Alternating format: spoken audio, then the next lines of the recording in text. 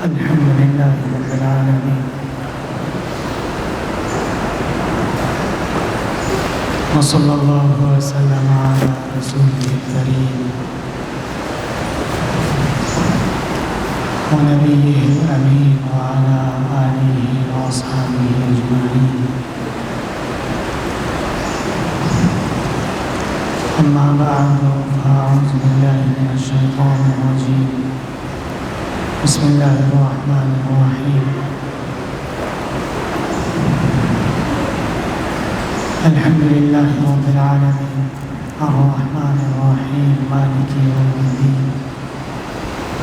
إياك نعبد وإياك نستعين. اهدنا الصراط المستقيم صراط الذين أنعمت عليهم غير المغضوب عليهم ولا الضالين. آمين.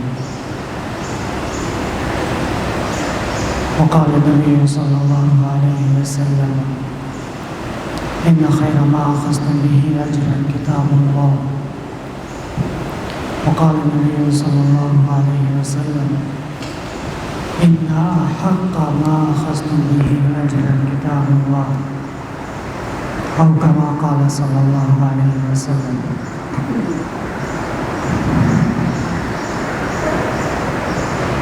قرآن کریم کی ابتدائی صورت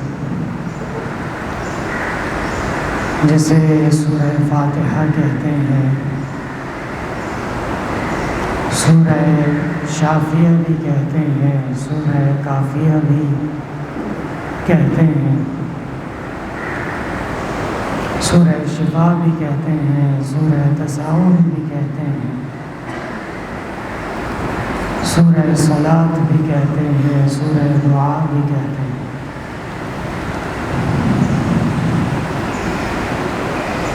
ایک اندازے کے مطابق مفسرین اور محدثین نے سورہ فاتحہ کے جو اسماء جمع کیے ہیں ان کی تعداد 47 سے متجاوز ہو جاتی ہے۔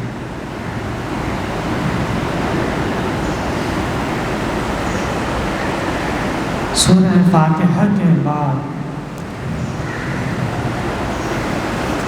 جو اس سورت کا سب سے معروف نام ہے وہ سورہ شفا کہلاتا ہے۔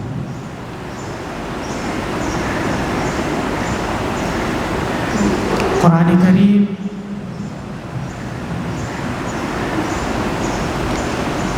مکمل اور کامل حیثیت میں باطناً اور ظاہراً شفا ہے، خیر ہے، ہدایت ہے، لیکن کچھ آیات اور کچھ صورتیں ان میں اللہ تبارک و تعالی نے جہاں مسلمانوں کے لیے بے شمار ہدایت، بے پناہ خیر رکھی ہوتی ہے، اس کے ساتھ ہی ہمارے اسلاف بزرگ، ہمارے بڑے، ان کے تقویٰ، ان کے تجربات، ان کی کوششوں سے چند آیات اور یا کسی خاص صورت میں خاص قسم کی شفا، خاص قسم کا اثر اور کوئی مخصوص علاج وہ بھی کیا جاتا ہے۔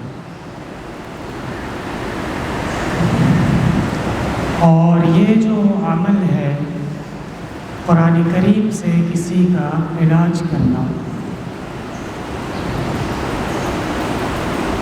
یہ رسول اللہ صلی اللہ علیہ وسلم کی حیات طیبہ میں بھی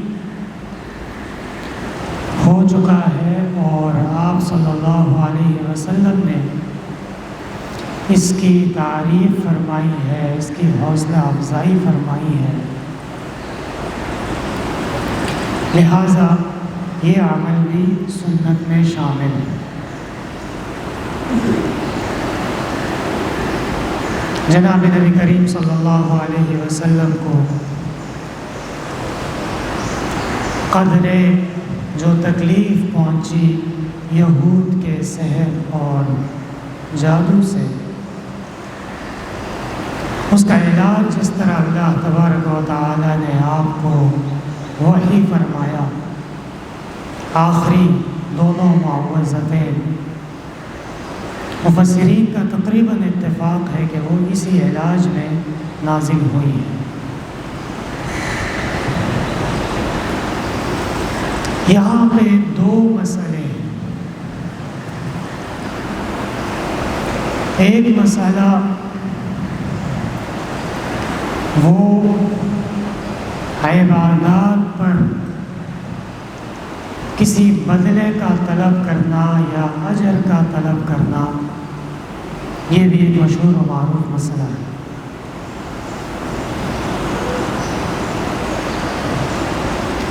جناب نبی کریم صلی اللہ علیہ وسلم کے اصحاب میں سے کچھ صحابہ کرام سفر پر تشریف لے گئے،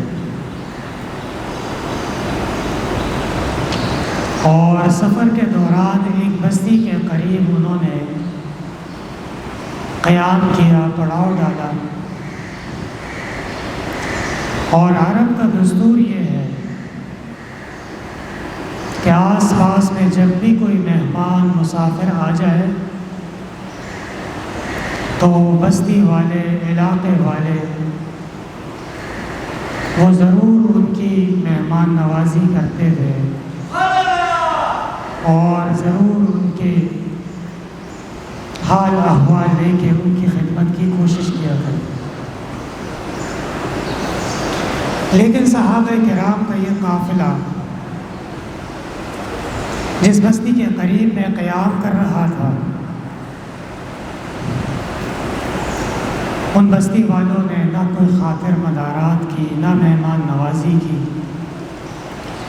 نہ حال احوال اور خدمت کی کوئی پیشکش کی۔ صحابہ کرام بھی اپنے عمل میں، اپنی مصروفیات میں لگے رہے۔ اللہ تبارک و تعالیٰ کی مشیت اور آپ کے حکم کے مطابق ایسا ہوا کہ وہ بستی والوں کے جو سردار تھے، جو بڑے تھے، اس کو سانپ نے ڈس لیا۔ بڑی کوششیں کی گئی، علاج معالجے کی، دوا کی، لیکن کوئی فائدہ ہو ہی نہیں رہا تھا۔ تو ان سردار کو یہ مشورہ دیا گیا کہ بستی کے قریب میں کچھ سفید پوش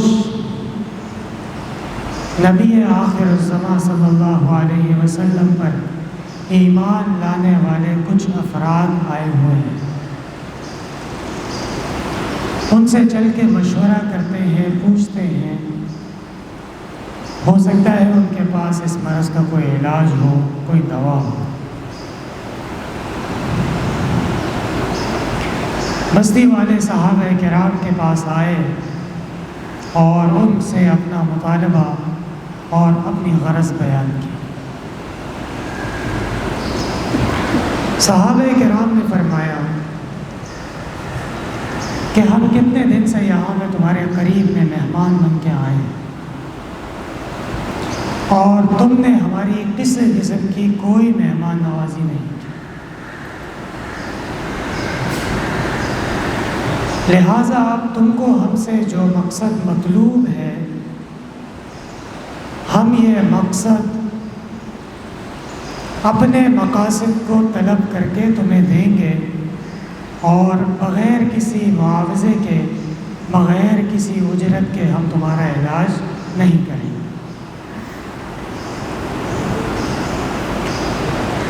کلام ہوتا رہا، بحث ہوتی رہی، آخر کار یہ طے پایا کہ اگر یہ جس کو سانپ نے ڈسا ہے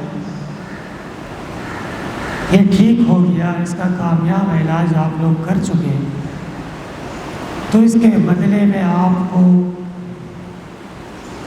30 بکریاں مویشی، چھوٹا مویشی دیا جائے۔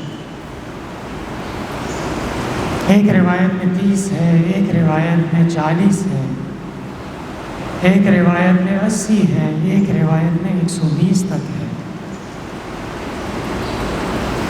اور صحابہ کرام کے جو امیر تھے، جو قیادت فرما رہے تھے، حضرت ابو سعید خدری رضی اللہ عنہ،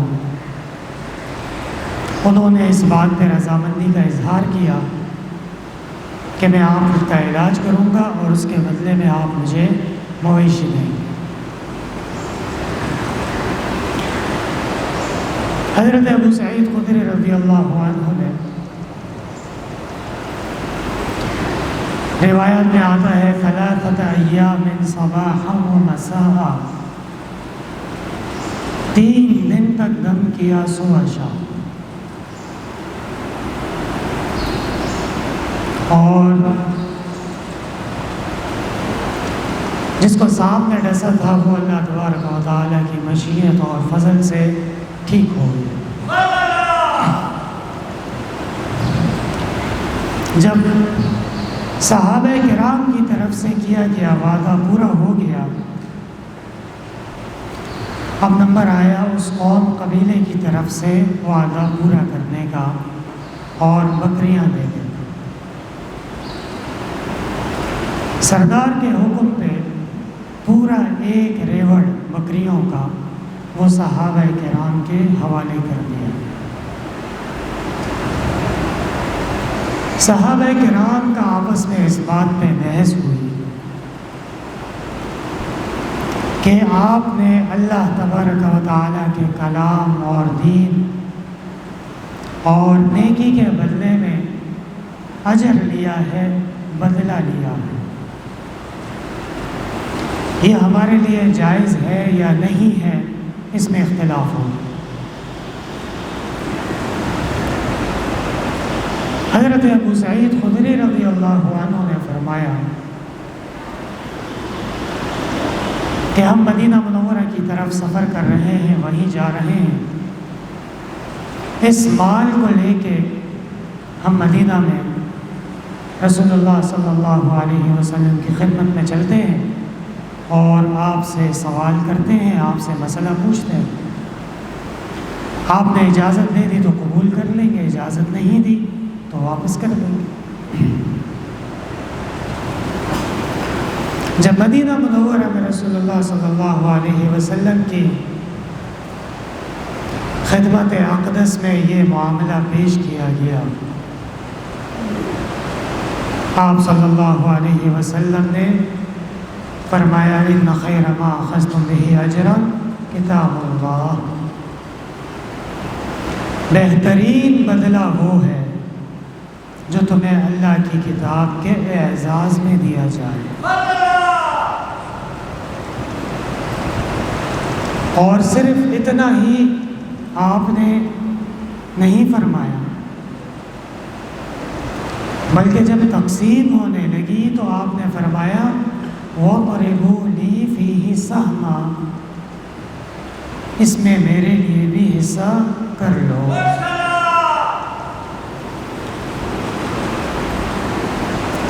اس روایت کے ذیل میں علامہ ابن حجر اور بدر الدین عینی وغیرہ نے لکھا ہے، تطیباً لقلوبہم وتسکیناً لخواطرہم، کہ رسول اللہ صلی اللہ علیہ وسلم نے یہ جو آخر میں جملہ فرمایا، وَضْرِبُوا لِي فِيهِ سَهْمًا، یہ اس لیے فرمایا کہ وہ صحابہ کرام جن کے دل میں ابھی بھی کھٹکا ہے یا وہ مسئلے کو ابھی پوری طرح سمجھ نہیں سکے، جب وہ یہ دیکھیں کہ اس مال میں سے پیغمبر نے خود اپنا حصہ طلب فرمایا ہے تو ان کے دل کو تسکین ہو جائے گی اور اطمینان ہو جائے گا۔ بخاری شریف میں یہ روایت کم و بیش 17 سے لے کے 20 مقامات تک یہ روایت موجود ہے۔ اب یہاں سے یہ مسئلہ زیر بحث آتا ہے کہ ایک حافظ ہے، ایک قاری ہے، ایک امام ہے،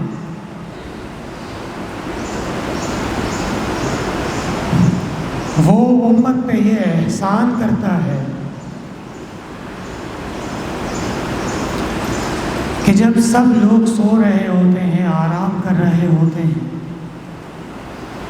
اس وقت حافظ قرآن کریم کی تلاوت کر رہا ہوتا ہے، تراویح میں منزل کی تیاری کر رہا ہوتا ہے۔ جس وقت سب کو یہ خطرہ ہوتا ہے کہ اپنے آپ کو زیادہ تھکانا نہیں ہے، کیونکہ ظاہر بات ہے رمضان میں ہی تراویح ہوتی ہے، تھکانے کی وجہ سے بھوک نہ لگے، تھکانے کی وجہ سے پیاس نہ لگے، زیادہ بولنے کی وجہ سے، کلام کرنے کی وجہ سے تھکاوٹ کا احساس نہ ہو جائے، روزہ تکلیف کا باعث نہ بن جائے۔ ایسے حالات میں ایک حافظ قرآن وہ ایک دن میں متعدد بار، کئی بار قرآن کے سپارے کا، سورتوں کا تکرار کرتا ہے، گردان کرتا ہے، کوشش کرتا ہے کہ بہتر سے بہتر طریقے سے قرآن کریم کی تلاوت کی جائے اور اعلیٰ سے اعلیٰ معیار کے مطابق تراویح میں قرآن کریم قوم کو سنایا جائے۔ اور سوال یہ ہے کہ اس حافظ صاحب کو بدلے میں قوم کی طرف سے تکریم، تعظیم، اعزاز، حوصلہ افزائی میں کیا دیا جا رہا ہے؟ جواب میں ان کو فتوے دیے جا رہے ہیں کہ فلاں مولوی صاحب نے فتویٰ دیا ہے کہ حافظ کا اکرام حرام ہے، فلاں شیخ صاحب نے یہ فتویٰ دے دیا، فلاں مفتی اعظم نے یہ فتویٰ دے دیا کہ خبردار حافظ کو کچھ نہیں دینا، اگر دیا تو گناہ ملے گا، فلا حول ولا قوت الا باللہ العلی العظیم۔ ناچنے گانے والوں کو کیا کچھ نہیں دیا جا رہا؟ انگریزی تعلیم پڑھانے اور سکھانے والوں کو کیا کچھ نہیں دیا جا رہا؟ دنیا کی کوئی غرض مطلوب ہو، کسی سے کوئی کام مطلوب ہو، اس کو پیروں میں اپنا سارا مال، اپنا خزانہ بچھا دیا جائے تاکہ وہ غرض اور وہ کام وہ حاصل کیا جا سکے۔ لیکن جہاں پہ اللہ تبارک و تعالیٰ کی کتاب تراویح میں اس کا سنانا یا اس کے علاوہ دیگر کسی بھی ماحول میں اس کا پڑھنا، قرآن خوانی میں وہ پڑھ کے دعا کرنا، کسی خیر کی مجلس میں تلاوت کر لینا،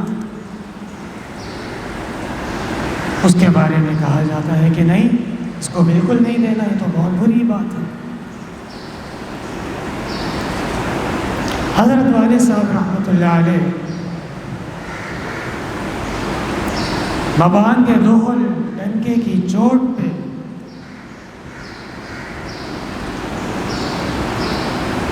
حفاظ کرام، علماء کرام، طلباء کرام کو فرماتے تھے کہ ایک طرف شیخ الاسلام یا مفتی اعظم یا بڑے بڑے مفتیان کرام ہیں اور دوسری طرف جناب نبی کریم صلی اللہ علیہ وسلم کا ارشاد گرامی اور آپ کی حدیث اور آپ کا اپنا فتویٰ ہے۔ میں پیغمبر کے سامنے کسی قسم کے کوئی مفتی اور کسی بھی قسم کے کوئی شیخ آ جائیں، ان کے فتوے کو جوتے کی نوک پہ رکھتا ہوں اور پیغمبر کے قول پر عمل کرنے کا کہتا بھی ہوں، کرتا بھی ہوں۔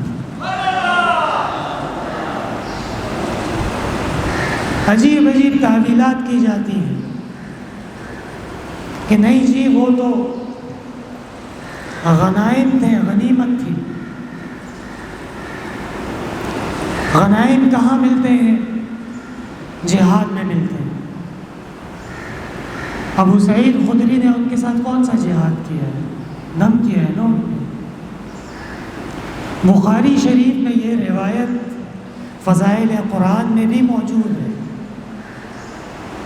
فضائل قرآن میں جہاد اور غنائم کی روایت کا کیا کہا؟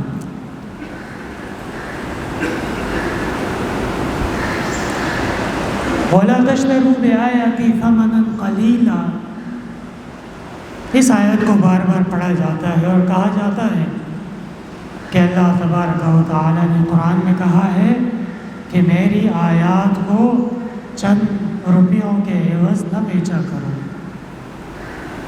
آپ سے کس نے کہا کہ آپ آیات کو بیچیں؟ کیا حافظ قرآن، امام، تراویح سنانے والا، اس کا مقام اور مرتبہ آپ کے دل میں اتنا بھی نہیں ہے کہ آپ اس کا اکرام کریں، آپ اس کی تعظیم کریں؟ تو بات یہ ہے کہ اگرچہ اس سلسلے میں اکثریت علماء وہ یہ سمجھتے ہیں کہ یہ کام جائز نہیں ہے، اور حضرت والد صاحب کے بارے میں اکثر کہا جاتا ہے کہ یہ ان کا تفرد ہے۔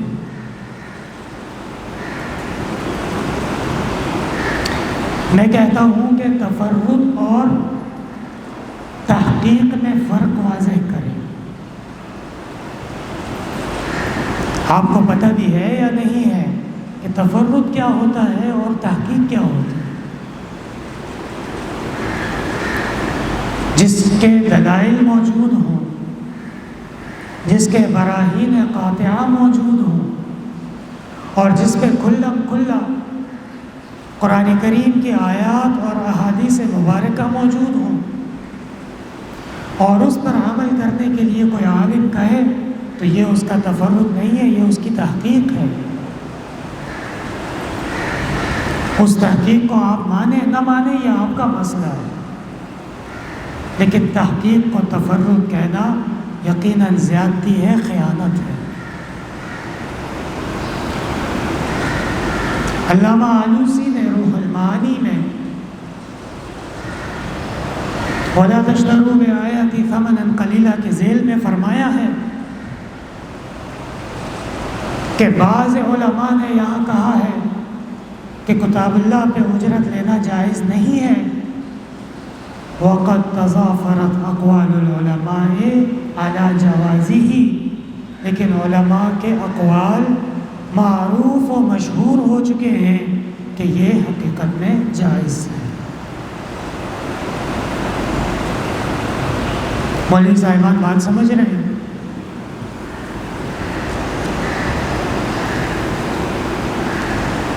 اور اس سلسلے میں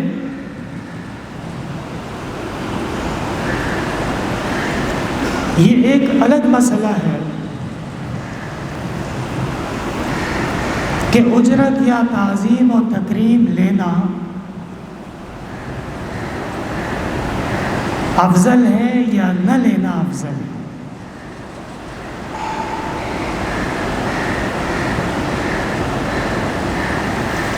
روح المعانی میں علامہ آلوسی رحمۃ اللہ علیہ نے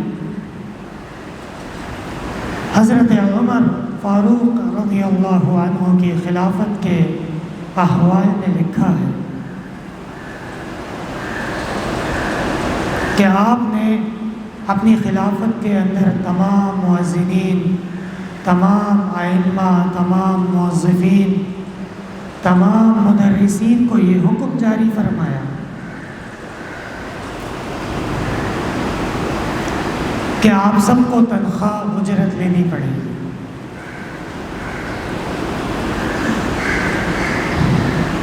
اور جن افراد نے تنخواہ یا اجرت لینے سے انکار کیا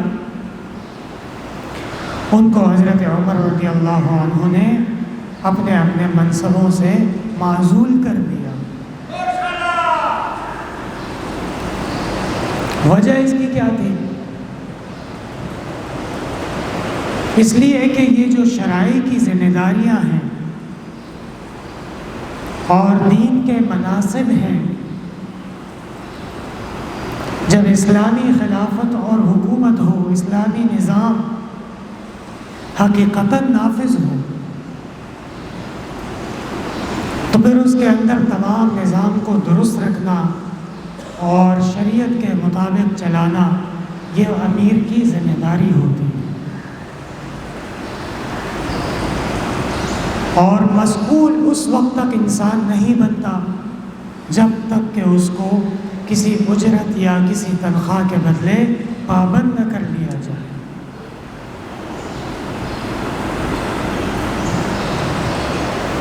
شیخ الحدیث حضرت مولانا زکریا رحمۃ اللہ علیہ نے آپ بیتی میں یہ لکھی ہے یہ بات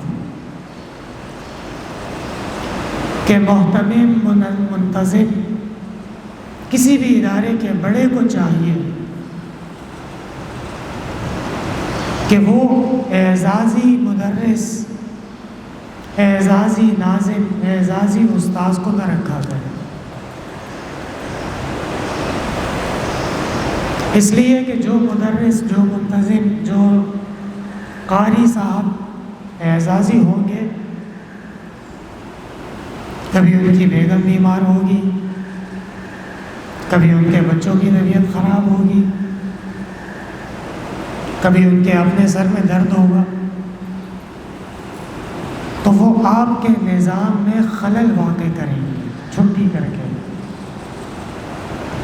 اور پھر جب آپ ان سے کہیں گے کہ آپ پابندی کیوں نہیں کر رہے، تو کہیں گے میں آپ کی کوئی تنخواہ تھوڑی لیتا ہوں، میں تو مفت میں پڑھا رہا ہوں۔ تو مفت کی پھر پڑھائی ایسی ہوتی، سمجھ میں آ رہی ہے بات؟ ان دلائل سے پتہ چلتا ہے کہ شرعی نظام کو یا مسجد کے نظام کو یا مدرسے کے نظام کو درست اور احسن طریقے سے چلانے کے لیے یہ تمام معاملات اجرت کے، تنخواہ کے، تعظیم کے، تکریم کے، اس کا لینا زیادہ افضل ہے بمقابلہ نہ لینے کے۔ اس لیے کہ نہ لینے کی صورت میں جو خرابیاں اور جو مسائل پیدا ہو رہے ہیں اس میں یا تو نمازیوں کا نقصان ہے، یا طلباء کرام کا نقصان ہے، یا انتظامی خرابیاں ایسی پیدا ہو رہی ہیں جس کے بہت ہی دور رس نتائج پیدا ہو سکتے ہیں۔ لہذا سورہ فاتحہ بات یہاں سے شروع ہوئی تھی، اس کا ایک نام سورہ شفا ہے۔ جناب نبی کریم صلی اللہ علیہ وسلم نے ابو سعید خدری سے دریافت کیا کہ آپ نے ایسا کیا دم پڑھا، کیا دعا پڑھی کہ وہ شخص ٹھیک ہو گیا۔ حضرت ابو سعید نے فرمایا کہ میں سورہ فاتحہ پڑھ کے ان کے اوپر دم کرتا تھا اور اس سے وہ ٹھیک ہو گئے۔ تو اس صورت کے اندر جو اللہ تبارک و تعالی نے خاصیات رکھی ہیں، اس میں اللہ کی توحید ہے، اس میں اللہ تبارک و تعالی کی صفات ہیں، اس میں اللہ تبارک و تعالی کی شہنشاہیت ہے، اس میں اللہ تبارک عظیم شفا کے خزائن رکھے۔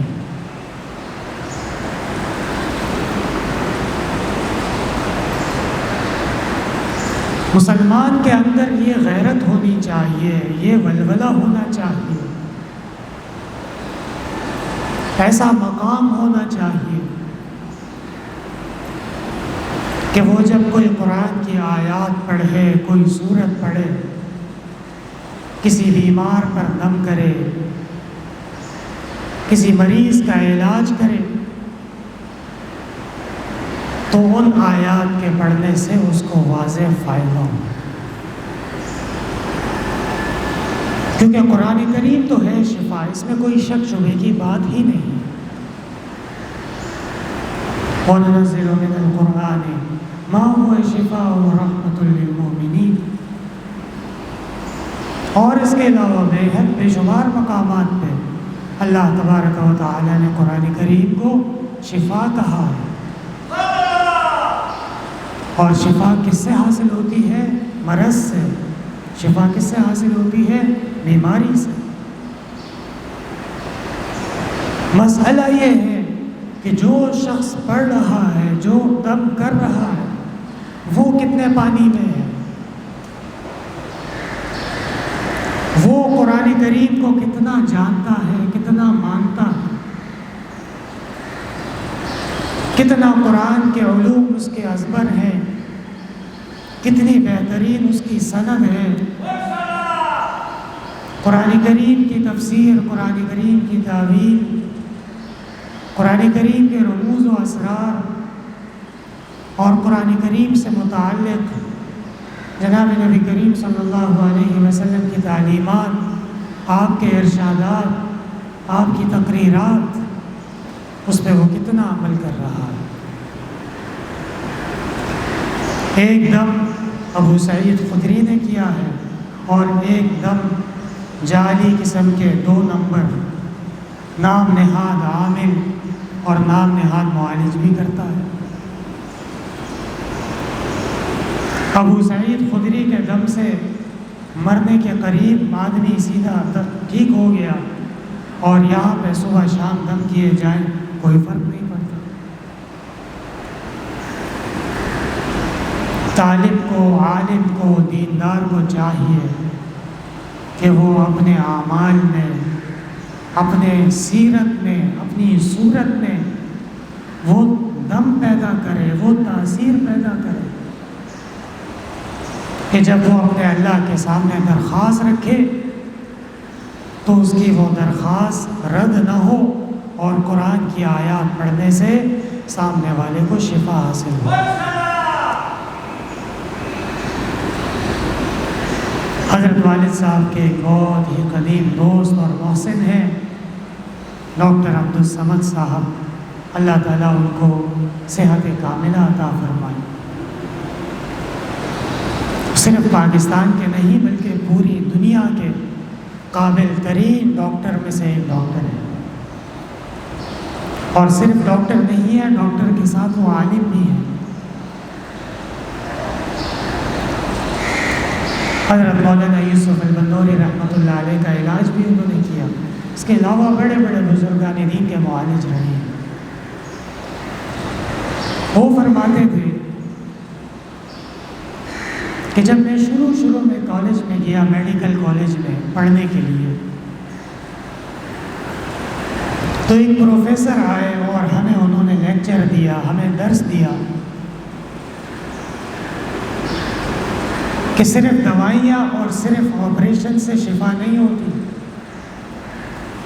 بلکہ اس کے ساتھ اللہ تبارک و تعالیٰ کا فضل اور اللہ کی مشیت بھی شامل ہونی چاہیے۔ اور انہوں نے ایک شعر پڑھ کے سنایا، وہ شعر آج تک مجھے یاد ہے۔ ملک الموت مزد ہے کہ میں جان لے کے چلوں، کیا ملک الموت مزد ہے کہ میں جان لے کے چلوں، مسیحا سر بہ سجود کہ میری بات رہے۔ سمجھ میں آئی بات کچھ؟ کہ ملک الموت اسرائیل وہ آ چکا ہے اور وہ کہہ چکا ہے کہ مجھے حکم ملا ہے کہ اس کی روح قبض کر کے اس کو دنیا سے منتقل کرنا ہے، اور مسیحا، معالج، طبیب، ڈاکٹر وہ اللہ کے دربار میں دعا گو ہے کہ اللہ میں آپ کا نیک بندہ، میں آپ کا عاجز و فقیر بندہ، میں نے اس کو دوا دی ہے، میں نے اس کا علاج کیا ہے، آپ میری لاج رکھیں، میری بات رکھیں اور اس کو شفا عطا فرمائیں۔ تو عالم اور طالب کو بھی یہ فلسفہ اپنانا چاہیے کہ عالم بر سر بسجود ہے کہ میری بات رہے۔ اللہ تبارک و تعالیٰ نے بعض افراد کو بہت ہی بہترین کمالات عطا فرمائے ہوتے ہیں، جب وہ کسی بیماری کا دم کرتے ہیں، کسی علاج کے لیے آیات پڑھتے ہیں، فوراً تیر بہدف شفا ہو جاتی ہے۔ اور دم کرانے میں بھی محتاط رہنا چاہیے۔ ہمارے ایک جاننے والے ہیں، ان کو پتہ چلے کہ یہاں پہ کوئی دم ہوتا ہے، یہاں پہ کوئی تعویذ ملتا ہے، فوراً جا کے وہاں پہنچ جاتے ہیں اور کہتے ہیں مجھے دم کرو، میری یہ بیماری ہے، میرا یہ مسئلہ ہے، فلاں فلاں پتہ نہیں کیا گیا۔ اور وہ بیچارہ ایسے مسائل میں الجھ گیا ہے کہ دن بدن مسائل بڑھتے ہوئے نظر آتے ہیں، کم ہوتے ہوئے نظر نہیں آتے۔ ہر ایرے غیرے کے سامنے اپنے معاملات، اپنے مسائل، اپنی بیماریاں بیان نہ کرو۔ جس کے سامنے آپ پیش ہو رہے ہوں، جس سے آپ دم کا کہہ رہے ہیں، وہ صاحب مقام، صاحب مرتبہ، اللہ کے نیک بندوں میں سے علمی شخصیت ہونی چاہیے۔ تو وہ جب آپ کو دم کریں گے، آپ کا علاج کریں گے، آپ کے اوپر آیات شفا پڑھیں گے، اللہ تبارک و تعالی ان کی لاج رکھیں گے اور ان کی دعا قبول فرمائیں گے اور اس سے آپ کو شفا حاصل ہوگی۔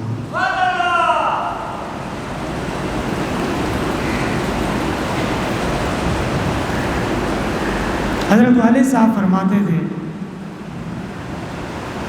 کہ بچپن میں میرے دانت میں ایک شدید قسم کا درد ہوا، ایسی تکلیف ہوئی کہ اس کی وجہ سے میری آنکھ بھی سوج گئی اور کان بھی بند ہو گیا۔ جہانگیرہ کے اندر ایک بزرگ وہ دم بہت اچھا کرتے تھے دانت کے درد کا، وہاب گل بابا، کیا نام تھا ان کا؟ وہاب گل بابا۔ ان کے پاس والد محترمہ جو ہماری دادی ہیں وہ لے کے چلی گئی والد صاحب۔ حضرت والد صاحب فرماتے ہیں وہ اپنی چارپائی پہ لیٹے ہوئے تھے، پوچھا کیسے آنا ہوا، کیا معاملہ ہے؟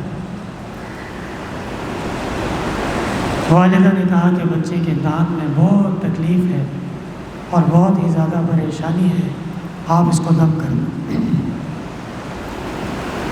وہاب گل بابا نے ایسا دم کیا کہ حضرت والد صاحب فرماتے تھے کہ ان کے دم کرتے ہی مجھے اپنی آنکھ میں محسوس ہوا کہ سوجن کم ہو رہی ہے اور کان سے آواز آنے لگی، اور کچھ گھنٹوں بات کرتے کرتے صرف ایک چوف سے، ایک دم سے دانت کا درد بالکل ٹھیک ہو۔ اور پھر آگے جو والد صاحب فرماتے تھے اس کا میں خود گواہ ہوں کہ زندگی بھر مجھے اس دانت میں ویسی تکلیف کبھی نہیں ہوتی۔ یہ بھی دم ہے۔ وَنُنَزِّلُ مِنَ الْقُرْآنِ مَا هُوَ شِفَاءٌ وَرَحْمَةٌ لِّلْمُؤْمِنِينَ۔ ظاہر بات ہے قرآن کی آیات پڑھی، اللہ تبارک و تعالیٰ کا کلام پڑھ کے ہی دم کیا۔ اس کے علاوہ انتر منتر اور قسم قسم کے جادو، سحر والے کلمات وہ تو اسلام میں جائز ہی نہیں، وہ تو کفر ہے۔ لہٰذا سورہ فاتحہ کے ناموں میں سے مشہور و معروف نام سورہ شفا بھی ہے۔ اس میں اللہ تبارک و تعالی نے ہر مرض کا، ہر بیماری کا کامل و مکمل شفا اور علاج رکھا۔ لیکن اس کو شفا حاصل کرنا، اس سے مطلوبہ شفا طلب کرنا، وہ ایک فن ہے، وہ ایک مقام ہے، وہ ایک علمی میدان ہے۔ مفسرین کے ہاں ایک باقاعدہ باب ہوتا ہے، باقاعدہ ایک فصل ہوتی ہے، استشفاء بالآیات، اور بزرگان دین نے اس موضوع میں بڑی بڑی تصانیف اور کتابیں لکھی ہیں کہ کون سی آیات کس وقت پڑھی جائیں تو ہمارے اسلاف کے تجربے اور یا پھر احادیث مبارکہ یا صحابہ کرام کے عمل سے وہ ثابت ہوتی ہے، اور وہ اعمال پکے اعتقاد اور یقین کے ساتھ کیے جائیں تو اس میں بہترین شفا حاصل ہو جاتی ہے۔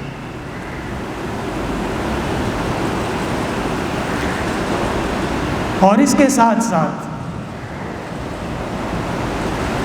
جو میں نے پہلے مسئلہ بیان کیا کہ اگر کوئی قرآن کریم کی خدمت کرتا ہے، اگر کوئی قرآن کریم آپ کے گھر پہ آ کے پڑھتا ہے، اگر کوئی قرآن کریم پڑھ کے آپ کے لیے دعا کرتا ہے، اگر کوئی تراویح میں آپ کو کھڑے ہو کے قرآن کریم سناتا ہے، تو یاد رکھیے اس کا اکرام، اس کا انعام، اس کی تقریب، اس کا اعزاز یہ بحیثیت امت محمدیہ کے اور بحیثیت ایک مسلمان کے ہم پر لازم ہے۔ اور حضرت والد صاحب تو ایسے فرمایا کرتے تھے کہ میں اس کو واجبات میں سے سمجھتا ہوں، اس لیے کہ اگر کسی کا آپ نے اعزاز و اکرام کیا، کسی کو انعام دیا، تو اپنی طرف سے آپ سے جتنا ہو سکتا تھا، جتنا اللہ نے آپ کو توفیق و استطاعت دی تھی، آپ نے اپنی طرف سے اس کا اکرام کیا ہے۔ اور اگر آپ نے کسی قسم کا کوئی اکرام ہی نہ کیا، دغا سے بوتل نہ لو، بوتل لاڑو، اور کسی قسم کا کوئی اس کا اکرام انعام نہیں کیا، تو آپ خود بتائیں یہ وَلَا تَشْتَرُوا بِآيَاتِي ثَمَنًا قَلِيلًا کے ذیل میں آئے گا یا نہیں آئے گا؟ لَكُمْ نَزُويَ سُخُ بویا، سنا ہے نا؟ وہ جو سخ در نروزی کا نا، سخ اکرام کا، سخ انعام ورکا، چیز نہ ورکے ندا سے شیر ہے۔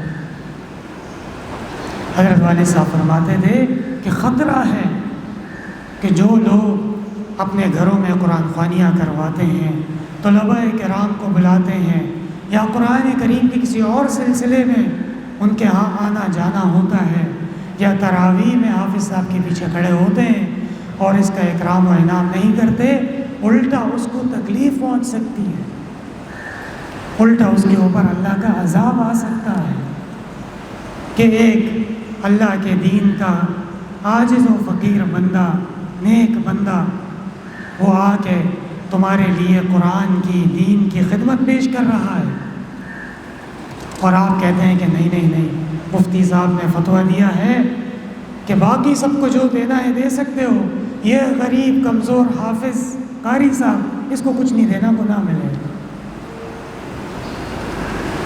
اور عجیب تماشا طرفہ یہ ہے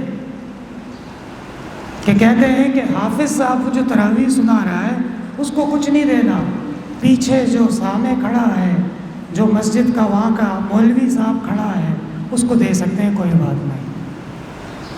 زان تہلین برابر کڑے تھے، حافظ غریبی وقت ہے رگڑا اور کڑی گا، شیشے کے گھر میں بیٹھ کے پتھر ہیں مارتے، دیوار آہنی پہ حماقت تو دیکھی۔ میرے محترم علماء کرام، طلباء کرام، یہ مسئلہ تقریباً مجمع علیہ ہے۔ حضرت والد صاحب فرماتے تھے کسے باشد دنیا میں کوئی بھی ہو، لے آؤ اس کو میرے سامنے بٹھا دو، میں اس کے سامنے اپنے دلائل پیش کرتا ہوں۔ اگر وہ اکرام حافظ کا قائل نہیں ہوا تو میں سمجھوں گا کہ میں غلط مسئلے پہ ہوں۔ اور الحمدللہ آج تک جس کے سامنے یہ دلائل پیش کیے گئے ہیں، یہ تمام تفاصیل پیش کی گئی ہیں، انکار نہیں کر سکتے وہ۔ بخاری کی حدیث کا انکار کیسے کریں اور قرآن کی آیات کا انکار کیسے ہوگا، اللہ کے دین کے اکرام کا انکار کیسے ہوگا، حافظ کی حوصلہ افزائی کا انکار کیسے ہوگا۔ اور ابو سعید خدری نے کتنی بکریاں مانگی ان سے؟ 30 یا 40 یا 80 یا 120۔ والد صاحب فرماتے تھے کہ چلو چھوڑو، آج کل جو بکروں کا ریٹ ہے وہ تو ہم نہیں لگاتے، ایک بکرا 1000 روپے کا تو ہونا چاہیے نا، کتنے کا؟ تو ایک حافظ کے اکرام میں کتنے پیسے ہونے چاہیے جو پورا قرآن سنائے؟ کم سے کم 30,000 اور زیادہ سے زیادہ 1,20,000، یعنی وجوباً، اور یہ وجوباً ہے۔ بابا تا حافظ نے کہتا حافظ میں بیا بڑے خون کڑا بیا بتا سمیناری لوگوں نے۔ تو حضرت والد صاحب فرماتے تھے کہ دیکھو، اگر تمہارے گھر پہ کوئی قرآن خوانی کرنے آ رہا ہے یا تمہیں کوئی تراویح میں قرآن سنا رہا ہے تو کم از کم ایک ایسا بکرا جو منڈی سے مدرسے تک ڈگی میں خیریت سے پہنچ سکتا ہے اور وہ راستے میں مرے گا نہیں، وہ بھی 1000 کا نہیں ملتا۔ لیکن چلو آپ کے لیے اور آپ کے حالات کو دیکھتے ہوئے روپے کو طالب طور کا ہوگا۔ ایک طرف یہ تحقیق ہے، اتنا بہترین دین کا اکرام ہے، اور دوسری طرف کہا جاتا ہے کہ نہیں حافظ کا اکرام نہیں کرنا، بہت بڑا گناہ ہے اور حرام ناجائز ہے۔ قلب میں سوز نہیں، روح میں احساس نہیں، کچھ بھی پیغام محمد کا تمہیں پاس نہیں۔ اور پھر کہتے ہیں کہ جی قرآن خوانی کروائی، کوئی فائدہ نہیں ہوا، بیمار مریا، ہمارا مسئلہ ابھی تک حل نہیں ہوا۔ آپ نے جس طریقے سے شریعت میں آیا ہے اس طریقے سے تو کر کے دیکھیں، بغیر وضو کے نماز پڑھتے رہو، کیا فائدہ؟ الٹا اور گناہ ملے گا، عذاب ملے گا۔ وہی بات ہے کہ جب وہ سنت اور شرائع کی بتائی ہوئی تعلیمات کے مطابق نہیں ہوگا تو وہ وبال جان بن سکتا ہے، وہ بدعت بن سکتا ہے، وہ عذاب بن سکتا ہے، اس سے کوئی فائدہ حاصل نہیں ہوگا۔ طلباء کرام، علماء کرام اس سلسلے میں اپنا مقام پیدا کریں، اور ویسے ہی جہاں تک ہمارے اس مسلمان بھائی اس بات کو سن رہے ہیں، ہمارا پیغام پہنچ رہا ہے، ہر مسلمان وہ اللہ تبارک و تعالیٰ کا ایک نیک بندہ ہے، اللہ کے ہاں اس کا اپنا ایک مقام ہے، جیسے ہمارا خدا اور اللہ ہے اس کا بھی خدا اور اللہ ہے۔ وہ شرائع میں اس مقام کو پہنچے، اس طرح عبادت کرے، اس طرح مقام حاصل کرے کہ جب وہ زبان سے الفاظ نکالے وَنُنَزِّلُ مِنَ الْقُرْآنِ مَا هُوَ شِفَاءٌ وَرَحْمَةٌ لِّلْمُؤْمِنِينَ، تو عرش سے فیصلہ ہو جائے اس کی شفا کا، اس کے علاج کا۔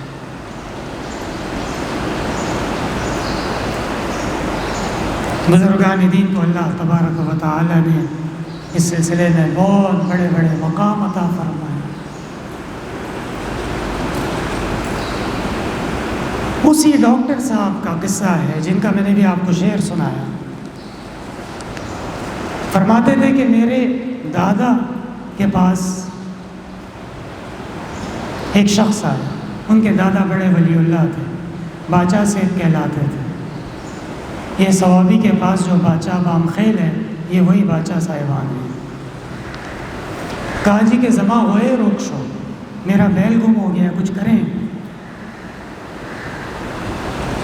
فرمایا کہ اچھا بیل گم ہو گیا ہے، جی بیل گم ہو گیا ہے، بہت ڈھونڈا نہیں ملا۔ کہنے لگے ایک کام کرو، تم جلاب کھا لو۔ کیا کھا لو؟ وہ جو دوائی ہوتی ہے جس سے پیٹ انسان کا بالکل خراب ہو جاتا ہے، جلاب کہتے ہیں اسے، وہ کھا لو۔ عجیب بات ہے، میں آپ کے پاس دعا کے لیے آیا ہوں، میں آپ کے پاس وظیفے کے لیے آیا ہوں، آپ کہہ رہے ہیں کہ تم دوائی کھا لو۔ اور کس چیز کی دوائی ہے؟ بیل گم ہو گیا ہے۔ باچا صاحب نے کہا کہ تم کھاؤ تو صحیح، جو میں نے تم سکھایا وہ کرو، پھر آگے دیکھیں گے۔ اس نے دوائی کھا لی اور اس کا پیٹ ایسا خراب ہوا کہ وہ ایک دو دفعہ تو گھر سے گیا کھیتوں کی طرف، جو پسماندہ علاقوں کے گاؤں والے ہیں وہ جانتے ہیں کہ وہاں قضاء حاجت کے لیے کھیتوں میں باغوں میں جانا پڑتا ہے۔ ایک دفعہ چلا گیا، دوسری دفعہ چلا گیا، تیسری دفعہ، تو لشپت لو رات لو۔ سوچا کہ بار بار آنا جانا ہے، تکلیف ہے، یہیں بیٹھ جاتا ہوں جنگل میں۔ جنگل میں بیٹھا ہے اور دیکھتا ہے کہ بیل چلنے کی آواز آ رہی ہے، اور پیچھے ایک آدمی ہے اور ڈنڈا لے کے جلدی جلدی اس کو لے جانا چاہ رہا ہے۔ پکڑ لیا اس کو۔ کہاں جا رہا؟ منڈی جا رہا تھا بیل بیچنے کے لیے، صبح صبح آدھی رات میں بیل اس کو مل گئی۔ یہ کرامت ہے، واضح کرامت ہے۔ کرامات الاولیاء حق، اہل سنت والجماعت کا عقیدہ ہے کہ اللہ تبارک و تعالی اولیاء کو کرامات عطا فرماتے ہیں۔ گفتہ مو گفتہ اللہ بود، گرچہ از حلقوم عبداللہ بود۔ فارسی کا شعر، ربع اشعث اغبر لو اقسم علی اللہ لابر۔ بہت سے ایسے لوگ ہوتے ہیں کہ جب وہ کوئی بات کہہ دیں اللہ تبارک و تعالی ان کے منہ سے نکلی ہوئی بات کو پورا فرما دیتے ہیں۔ یہ مقام ہے ہمارے اسلاف کا، یہ مقام ہے ہمارے ائمہ اور ہمارے بڑوں کا، کہ جب کہا جائے کہ شفا ہوگی تو پھر شفا ہو جاتی۔ کہا جائے کہ فلاں آیت پڑھو، فلاں دم پڑھو، فلاں وظیفہ پڑھو، بڑوں سے، اکابرین سے، اسلاف کے پاس جا کے دعا کی درخواست کیوں کی جاتی ہے، اور ان سے کوئی ایسا عمل کیوں طلب کیا جاتا ہے کہ اس سے مسائل حل ہوں اور اللہ تبارک و تعالی راضی ہو جائے؟ اسی لیے کہ ایک عام آدمی کے کہنے میں اور ایک اللہ کے ولی کے کہنے میں بہت بڑا فرق ہے۔ میرے محترم طلباء کرام، میرے محترم بھائیوں، سورہ فاتحہ کے معروف اسماء میں سے ایک اسم سورہ شفا ہے، اور اللہ تبارک و تعالی نے اس میں ایسے شفا کے خزائن رکھے ہیں کہ جو کائنات میں اس کے مقابلے میں ہو ہی نہیں سکتے۔ ابو سعید خدری رضی اللہ عنہ کی روایت میں نے آپ حضرات کے سامنے رکھی، صحیح روایت، امام بخاری رحمۃ اللہ علیہ 20 سے زائد مرتبہ یہ روایت بخاری شریف میں لا چکے ہیں۔ اور جہاں یہ کہا جائے کہ آپ مانگے نہیں، اس کو اجرت نہ بنائیں، ان کا ایک جواب تو یہ ہے، توقیفی جواب تو یہ ہوگا کہ مانگ کون رہا ہے، کس نے مانگا؟ اللہ کے فضل سے مسلمانوں میں اتنی غیرت موجود ہے کہ وہ اللہ کے دین کو، اللہ کی کتاب کو اس طرح بازار میں گلیوں میں بیچنے کے لیے نہیں نکلے۔ یہ خالصتاً جھوٹ ہے، پروپیگنڈا ہے۔ بعض ایسے علماء ہیں کہ یا تو ان کو خبر نہیں ہے یا ان کو غلط خبر پہنچی ہے، باقاعدہ حضرت والد صاحب کا نام لے کے احسن العلوم کا ذکر کر کے کہا جا رہا ہے کہ وہاں سے الفاظ نکلتے ہیں اور وہ باقاعدہ ریٹ لگاتے ہیں، لعنت اللہ علی الکاذبین، جھوٹی بات ہے۔ ہم تو ترغیب دیتے ہیں کہ بھائی یہ جو تمہاری خدمت کر رہے ہیں اور یہ جن کی وجہ سے قرآن آج محفوظ ہے، ان کا تم پر حق ہے، ان کا اکرام کرو، ان کی حوصلہ افزائی کرو، تاکہ آنے والی نسلیں وہ دیکھیں کہ قرآن کے خادم کی کیا مقام اور کیا عزت ہوتی ہے۔ آج آپ ان کا فتویٰ لے کے آ گئے، حرام ہے، کل کو وہ پھر یہ تکلیف ہی نہیں کریں گے۔ حافظ کو بھی پتہ ہوگا کہ یہاں میری کوئی عزت کوئی مقام نہیں ہے، یہاں جانے کی کیا ضرورت ہے، اور پھر آہستہ آہستہ کر کے العیاذ باللہ پھر وہ اس معاشرے سے، اس گھرانے سے، اس مسجد سے، اس علاقے سے قرآن، حافظ قرآن ناپید ہو جائے گا۔ ان خیر ما اخذتم به اجرا کتاب اللہ، سورہ فاتحہ، سورہ شفا، حضرت ابو سعید خدری نے دم کی، اللہ تبارک و تعالی نے شفا عطا فرمائی۔ ابو سعید خدری نے رسول اللہ صلی اللہ علیہ وسلم کے سامنے حاصل ہونے والا انعام و اکرام رکھا۔ آپ صلی اللہ علیہ وسلم نے فرمایا اضربوا لی فیہ ساما، پتہ چلتا ہے، ثابت ہوتا ہے کہ اللہ تبارک و تعالیٰ کی دین کی خدمت پہ انعام و اکرام 100% حلال ہے اور حق ہے اور ہونا چاہیے۔ بات سمجھ میں آ گئی؟ الحمدللہ رب العالمین، لا الہ الا اللہ وحدہ لا شریک لہ، لہ الملک ولہ الحمد وہو علی کل شیء قدیر، لا الہ الا اللہ الحلیم الکریم، سبحان اللہ رب العرش العظیم، والحمد للہ رب العالمین۔ نسألک موجبات رحمتک وعزائم مغفرتک والغنیمة من كل بر والسلامة من كل اسم، اللهم لا تدع لنا ذنبا الا غفرته ولا هما الا فرجته ولا حاجة الا قضيتها یا ارحم الراحمین و یا اکرم الاکرمین۔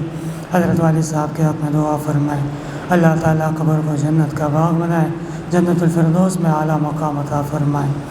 صلی اللہ تعالی علی خیر خلقہ محمد وعلی آلہ وصحبہ اجمعین برحمتک یا ارحم الراحمین۔ ایک ضروری بات رہ گئی کہ تو جو طلباء اور علماء اس سلسلے میں تفصیل چاہتے ہیں، حضرت والد صاحب کا اس میں ایک رسالہ ہے اکرام حافظ کے نام سے، احسن الرسائل کے اندر شامل ہے، اس میں تمام حوالے، تمام براہین تفصیل کے ساتھ موجود ہیں، وہ حاصل کیجیے۔